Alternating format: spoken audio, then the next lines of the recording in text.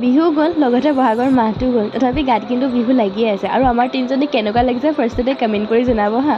আচলতে আজি মই আগতে পঢ়ি অহা স্কুলখনত শতবৰ্ষৰ পাতিছে, সেই গতিকে আমাৰ এই অঞ্চলটোত থকা প্ৰত্যেকখন স্কুলৰে পৰা নিমন্ত্ৰণ কৰিছিল আৰু লগতে এটা সাংস্কৃতিক শোভাযাত্ৰা উলিয়াবলৈ কৈছিল। তাৰ কাৰণে আমাৰ বিদ্যালয়ৰ পৰা আমি এটা শোভাযাত্ৰা উলিয়াবলৈ চেষ্টা কৰিলোঁ, আৰু যিহেতু অঞ্চলটোত থকা প্ৰত্যেকখন স্কুলৰে পৰা এটা সাংস্কৃতিক শোভাযাত্ৰা উলিয়াবলৈ কৈছিল আৰু গোটেইখিনি একেলগে লগ খাই এটা বহুত ডাঙৰ শোভাযাত্ৰা হ'ল বুলি ক'ব পাৰি। দেখিবলৈতো পাইছে, এয়া জিকিৰৰ পৰা আদি কৰি ঐনিতম, গছপুলি ৰোপণ কৰা, বিহু নাচৰ পৰা আদি কৰি গোটেই ৰাস্তাটো ভৰি পৰিছিল বুলি ক'ব পাৰিম।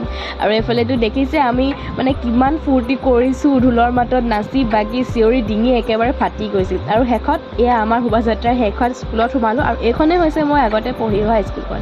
যিহেতু বহুত বেছি গৰম হৈছিল, তাৰ কাৰণে মই সোনকালে গুচি আহিলোঁ ঘৰলৈ, কিন্তু সন্ধিয়া যিহেতু তেওঁলোকে এটা সাংস্কৃতিক সন্ধিয়া অনুষ্ঠিত কৰিছিল, তাৰ বাবে আকৌ গ'লোঁ সন্ধিয়া সেই অনুষ্ঠানটো উপভোগ কৰিবলৈ।